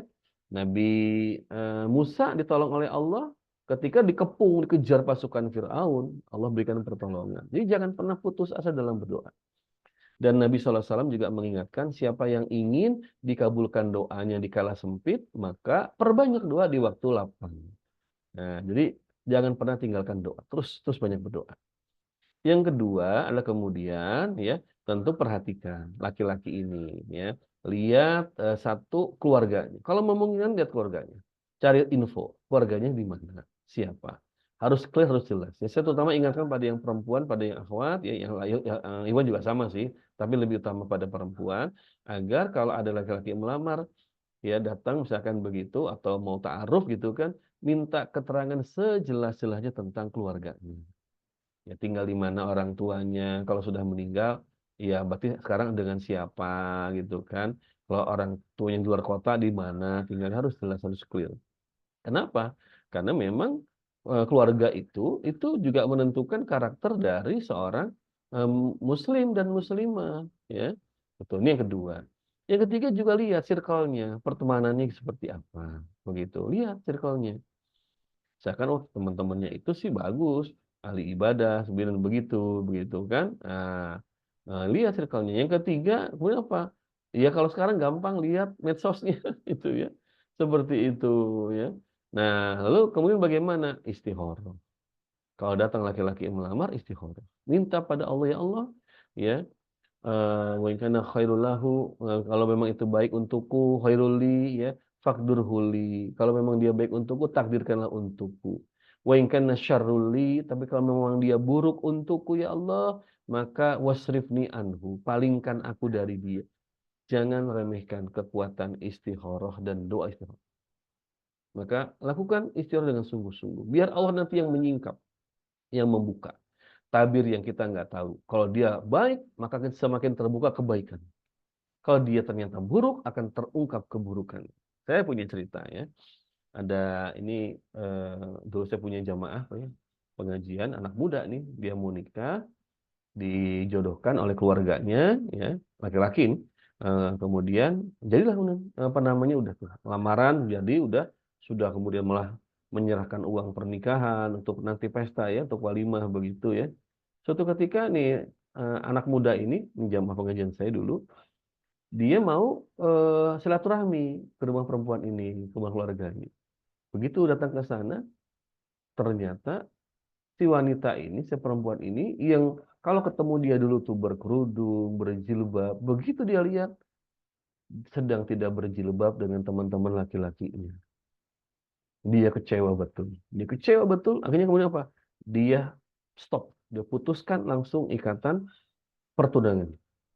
Dia putuskan ikatan hitbahnya itu, dia cerita pada orang tuanya, dia putuskan kemudian. Masya Allah. Itulah cara Allah menyelamatkan kita. Maka jangan remehkan, sepelekan doa dan istikharah kita kepada Allah Ta'ala. Karena itu, kita ini mata suka salah melihat, telinga salah mendengar, hati salah menduga. Tapi Allah yang paling tahu. Maka kita minta pada Allah, ya Allah, kalau memang laki-laki terbaik untukku, ya Allah, maka mudahkanlah jalan untukku, ya Allah. Gitu ya. Jangan doanya kemudian, ya Allah, kalau dia baik untukku, jadikan untukku, ya Allah. Tapi kalau dia nggak baik untukku, tolong ganti dengan uang 5 miliar. Jangan gitu doanya, begitu ya. Itu doanya maksa seperti itu. Nah, gitu. Jadi memang itu yang bisa kita lakukan, teman-teman, ya. Sebagai manusia, itu yang bisa kita lakukan di dalam sebuah ikhtiar mendapatkan pasangan yang baik. Gitu Mas Habib ya. Masih ada lagi ya? Kayaknya di ruang chat ada tuh yang nanya lagi.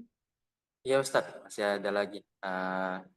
Oke, selanjutnya dari pertanyaan dari Ini masih Mbak Tata dinanya nih. oh iya Zaman Mas. sekarang, laki-laki yang paham agama malah sering melakukan perselingkuhan dan KDRT. Ya kalau disebut sering sih enggak ya. Karena justru kalau dia paham agama itu ya enggak begitu. Walaupun memang ada orang yang kelihatannya paham. Pengertian paham tuh gini, teman-teman semua. Paham itu dia bukan cuma tahu, tapi dia tuh mengamalkan. Itu namanya paham. Itu. Dia tahu nih, daging babi haram. Nah, kalau dia cuma tahu, bisa dia makan. Karena tidak membentuk namanya keyakinan dalam hidup. Tidak membentuk dorongan dalam kehidupan dia, dorongan dalam jiwa. Tapi kalau paham itu, dia tahu dan membentuk dorongan dalam jiwa dia. Daging babi haram, dia nggak akan makan. Pacaran haram, dia nggak akan pacaran. Itu namanya paham. Tapi kalau yang ditanyakan Mbak Tata ini ya, gitu ya, bahwa kok ada laki-laki yang paham, berarti belum paham dia.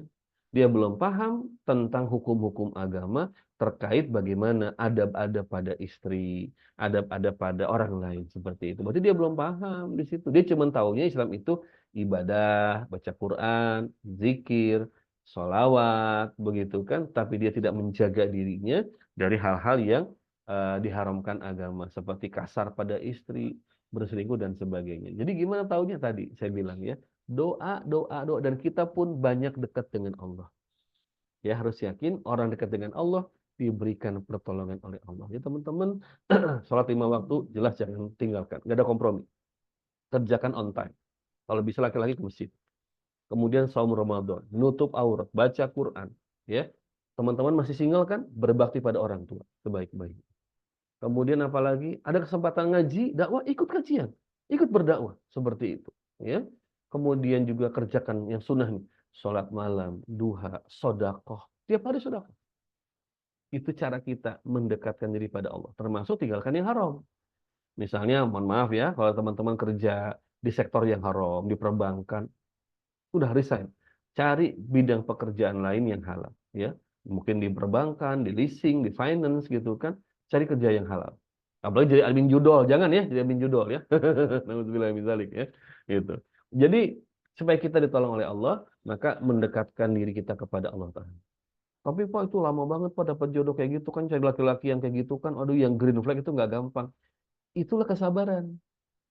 Sabar itu di situ. Allah menguji kita, menguji teman-teman yang belum menikah ini untuk bersabar dalam proses menjemput pasangan yang mengundang ridho Allah Ta'ala. Harus sabar. Gitu ya. Oke, gitu ya. Terus ada lagi nih ya, Mbak Adlia ya. Ya dari Mbak Adi. Mbak siapa? Heeh. Ciri-ciri kalau seseorang sudah siap untuk menikah. Yang ada ciri-cirinya ya. Apakah ciri-cirinya wajahnya glowing gitu kan ya. Enggak juga. Jadi saya tadi sampaikan bahwa yang penting sekarang teman-teman yang belum menikah, belajar, belajar, terus belajar.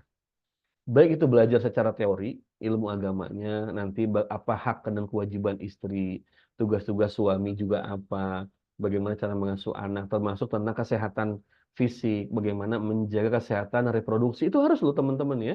Jadi buat yang laki, yang perempuan juga, supaya organ reproduksi itu apa makanan yang baik dikonsumsi, apa yang jangan, itu penting banget. Karena saya pernah ngantar isi waktu itu, isi saya kena musibah ya. Anak yang keempat itu kelima maaf ya, itu keguguran karena istri saya jatuh ya, dan keguguran. Kita ke rumah sakit dikuret, kemudian setelah itu kita konsultasi dengan dokter kandungan perempuan. Dia bilang, Pak, Bu, hari ini tuh banyak sekali Pak saya temui, kata dokter kandungan ini, banyak saya temui pasien-pasien itu usia muda tapi sudah bermasalah organ reproduksinya, kandungannya. Kenapa dok? Saya tanya. Pola makan Pak. Nah itu. Jadi teman-teman juga nih, kalau kan kita nikah pengen jadi ibu, pengen jadi bapak kan, maka seorang perempuan bagaimana rahimnya sehat, sel telurnya sehat, yang laki-laki juga sama, sel spermanya sehat. Gimana? Dari sekarang mulai jaga pola makan, olahraga, seperti itu. Ya cukup istirahat. Jangan maaf ya, yang perempuan makannya seblak terus begitu kan ya. Gitu. Seblaknya level 25 lagi. Ya, pakai ceker misalkan gitu. Atau mie pedas level jahanam. Aduh, rusak itu nanti. Rusak badanmu nanti begitu, ya. Jadi mohon perhatikan pola pola makan dan olahraga yang cukup, jalan kaki atau mungkin jogging ya, dengan tentu dengan cara yang syar'i ya. Ah, seperti itu. Itu juga penting kita belajar. Berikutnya apa? Belajar kepada orang-orang yang sudah menikah. Misalkan punya orang tua kan, nanya ngobrol sama ibu, sama bapak gitu ya, atau punya kakak, atau punya teman pengajian yang sudah nikah. Belajar dari mereka. Gimana itu rumah tangga, Mbak, gimana sih Mbak? Nih yang aku kan bisa nanya rumah tangga supaya sama suami itu nggak bertengkar segala macam. Itu konsultasi, ngobrol. Seperti jadi dapat pengalaman. Begitu ya. Dan selanjutnya ketika sudah menikah terus belajar. Karena tadi saya bilang belajar dalam pernikahan itu jangan berhenti dan nggak pernah berhenti karena pasti akan ada fase-fase yang itu baru kita temui. Itu ya. Jadi siap atau nggak siap itu sebetulnya ada kemauan belajar begitu ya, gitu. Terus apalagi tadi nih ya? Ini tadi sudah ini ya, Mbak Andia juga insya Allah sudah saya jawab ya, ciri-ciri kalau seseorang itu topeng agama. Mbak apa HI ini ya, Mbak HI ya, HI ya ini. Eh, Benar. ya, topeng itu topeng agama saja. Kita memang nggak tahu, kita hanya bisa berhusnuzon. Makanya doa, doa dan doa, dan kita pribadi mendekatkan diri pada Allah. Contohnya gini ya. Ini pernah istri saya kan janjian sama teman-teman ibu-ibu nih, mau ada makan-makan suatu tempat ya. Itu jadi ada beberapa rumah makan tuh. Nah, istri saya itu dia parkir di depan rumah makan yang sebetulnya tempatnya bukan itu tempat pertemuan. Nah, terus saya ke situ, dia kaget kok di sini maaf ya, kok banyak Chinese ya, banyak orang Chinese di rumah makan ini, gitu kan? Akhirnya kalau saya tidak salah tukang parkir itu bilang, Bu, di sini mah rumah makannya pakai babi, gitu, gitu kan? Dikasih tahu. Artinya begini teman-teman, kalau kita itu dekat dengan Allah, kita kemudian juga banyak berbuat kebaikan, Allah akan tolong kita. Misalkan ada orang mau nikah, begitu kan? Begitu mau nikah, ini laki-laki ini katanya baik, rajin ibadah, tapi sebetulnya dia punya sifat yang nggak baik, banyak sifat buruknya. Nanti tahu-tahu ada yang ngasih kabar, Mbak, saya dengar mau nikah ya sama si Fulan. Iya, duh, mohon maaf Mbak ya, si Fulan itu gini gini gini. Itu kan Allah beri pertolongan di situ. Allah beri kabar. Yang Iwan juga sama, juga kasih kabar. Itulah cara-cara Allah memberikan pertolongan. Makanya doa, doa, doa, dan kita pun banyak dekat dengan Allah Ta'ala.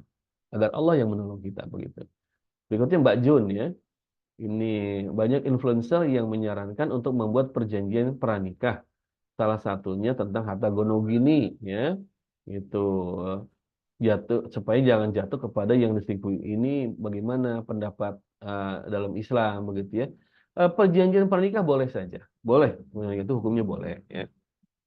Termasuk dalam masalah harta apakah boleh? Boleh gitu kan. Tapi tidak boleh kemudian isi perjanjian itu menghalalkan yang haram atau mengharamkan yang halal, atau menggugurkan kewajiban. Misalnya di perjanjian pernikah itu disebutkan Si cowoknya nulis, saya berhak tidak memberikan nafkah pada istri. Nggak boleh itu, ya begitu.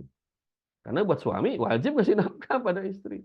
Atau yang perempuan, istri punya pernikahannya, saya berhak tidak melayani segala kemauan suami. Ya nggak boleh itu seperti itu perjanjiannya gitu kan. Terus gimana kalau harta? Kalau harta boleh, silahkan. Ya, walaupun harta ini memang realnya sebetulnya kalau sudah rumah tangga. Misal gini ya, kayak kan ada pasangan begitu nikah beli rumahnya patungan atau bangun rumah patungan gitu ya. Gitu kan. Ini rumah jadi nih. Ini total harga rumah ini katakanlah 500 juta. Silahkan hitung. Kalau bisa dari awal dicatat. Berapa uang suami yang dipakai untuk bangun rumah ini, berapa uang istri yang dipakai. Lalu sepakati, apakah ini kemudian apa namanya dihitung sebagai betul-betul hitungan yang akurat, artinya oh ini 60% suami, 40% istri. Itu apakah itu memang harus dicatat yang seperti itu. Kenapa? Bukan masalah tentang nanti selingkuh ini. Yang paling pokok nanti kalau misalkan ya kan meninggal, salah satunya meninggal, kan ada harta waris. Rumah itu termasuk harta waris. Sehingga misalnya ketika istrinya meninggal, jelas di rumah ini ada 40% harta punya almarhumah, punya ibu. Maka anak-anak itu berhak mendapatkan waris 40% dari nilai rumah. Nah, itu jadi itu penting kalau itu. Sama juga beli kendaraan misalnya gitu kan. Gitu. Misalkan patungan sama-sama beli mobil misalkan ya. Beli Rubicon misalnya begitu nih suami istri gitu kan. Ya ini dari patungan, maka dihitung aja. Berapa persen uang suami, berapa persen uang istri. Begitu. Ini untuk apa? Untuk tadi satu hukum tentang untuk waris, kedua ya memang untuk gonol gini. Seandainya Nabi Nauzubillah ada perceraian, maka jelas status harta itu. Gitu Mbak ya jawabannya. Terus kemudian Mbak NA. Assalamualaikum, Waalaikumsalam. Kadang keluarga laki menutupi kelakuan anak laki supaya bisa menikah, padahal ternyata aslinya laki ini pemalas dan sebagainya. Nggak terdeteksi, gitu kan. Ya tadi makanya Mbak ya, lihat teman-temannya. Tanya teman-temannya. Kalau Mbak punya misalkan teman perempuan yang ada di circle-nya itu, tanya gimana dia kesehariannya. Tanya aja. Jadi perlu info di teman-teman itu, ya. Supaya tahu kemudian. Dan ya sehingga ketika dapat info tuh jelas, clear seperti itu. Dan atau bisa juga ketika hitbah, kan sebelum nikah tuh hitbah dulu. Ya kan? Sebelum nikah hitbah. Hitbah itu, teman-teman, hitbah itu bukan harga mati. Bukan hitbah itu harus nikah, enggak juga. Hitbah itu kata ulama justru fase yang bisa lebih mendalami karakter masing-masing pasangan. Itu hitbah. Jadi bukan hitbah itu bukan harga mati, loh hitbah harus nikah, enggak. Itu fase untuk makin mendalami kondisi pasangan. Jadi dengan hitbah itu nanti ya, ikhwan atau akhwat itu bisa saling menjajaki bagaimana, tapi dengan cara-cara Islami ya, nggak boleh berkholwat. Gitu. Semakin tahu ternyata nih kalau janjian suka telat, kemudian juga nggak amanah segala macam. Ya udah, kalau udah masa oh kayaknya bahaya nih, udah cut, udah nggak jadi pernikahan itu, putus hitbahnya. Nah, jadi fase hitbah itu fase untuk mendalami pasangan masing-masing seperti itu. Tetap kuncinya saya sampaikan yang terakhir, banyak dekat sama Allah. Banyak doa. Agar Allah membuka, menyingkap semua tabir yang ada pada calon pasangan. Kalau baik, semakin kelihatan baiknya. Kalau dia tidak baik, semakin kelihatan tidak baiknya. Nah itulah, kita terus minta pada Allah Ta'ala. Oke ya. Juga ada Mbak Intan Permatasari, izin bertanya. Ya, kemarin teman saya curhat bahwa orang tuanya berselingkuh, sudah sampai berzina. Dan mereka sebagai anak minta ibunya menggugat cerai. Dan bertanya apakah salah sebagai anak mengambil seperti itu. Karena orang tua sudah berselingkuh. Cerai ini memang adalah otoritas suami istri. Nah, menceraikan hak suami. Tapi dalam agama, perempuan juga punya hak menggugat cerai. Bila apa? Satu, misalnya, bila ternyata suami ini melalaikan, menelantarkan nafkah mereka. Itu bisa gugat cerai. Kedua, suami melakukan tindakan kekerasan yang membahayakan. Gugat cerai bisa. Ketiga, suami ini ya punya penyakit yang berbahaya, bisa gugat cerai, begitu kan? Atau ini misalkan suami berbuat maksiat yang dia tidak taubat, begitu kan? Nah, sekarang pertanyaannya ini adalah ini bapaknya taubat enggak, gitu kan? Kalau bapaknya taubat, minta maaf, dan betul-betul taubat dan nasuha, betul-betul kemudian dia meninggalkan pasangan selingkuhnya, maka ya terserah pada istri. Kalau istrinya ini kemudian dia memaafkan ya berarti jalan. Kalau istrinya kemudian nggak nerima gugat cerai ya bisa juga seperti itu. Tapi kalau memang suaminya tobat-tobatan nasuha, betul-betul menyesal segala macam, ya mestinya sih diterima begitu ya. Kecuali kalau tadi misalnya ternyata balik lagi ya sudah wassalam kalau kayak begitu, begitu ya. Itu Mas Habib ya, kayaknya udah selesai semua ini. Di, Ya, Masya Allah udah lebih dari 3 tadi Ustaz, Masya Allah sampai selesai ya. hmm, ya. Mungkin kita cukupkan aja pertanyaan untuk pagi hari ini. Ustadz, ada yang ingin disampaikan, pesan-pesan atau yang lain? Ya teman-teman yang hari ini kan belum menikah ya kebanyakan ya. Terus ngaji, terus perdalam ilmu agama, belajar terus.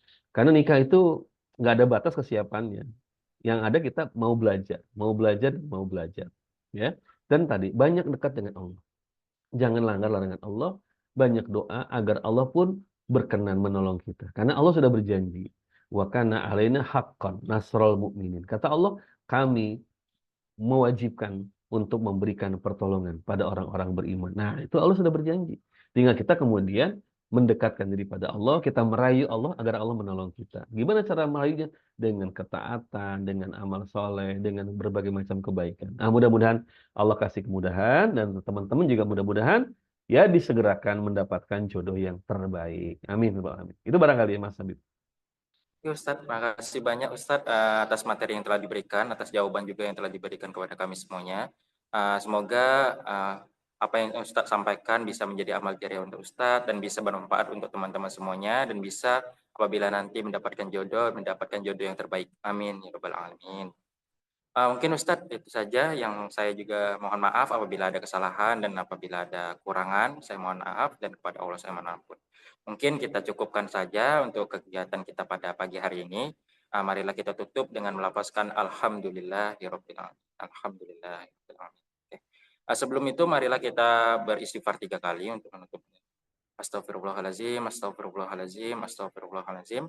Dan doa khafaratul majelis. Subhanakallahumma bihamdika asyhadu an la ilaha illa anta astaghfiruka wa atubu ilaik. Oke, baik kepada teman-teman semuanya. Kami terima kasih banyak untuk mengikuti kegiatan pada pagi hari ini. Mungkin untuk minggu depan insya Allah ada kegiatan selanjutnya. Oke, kepada teman-teman semuanya, saya akhiri. Wabillahi taufik wa hidayah. Wassalamualaikum warahmatullahi wabarakatuh. Oke, terima kasih semuanya. Selamat beraktivitas kembali. Terima kasih Ustaz.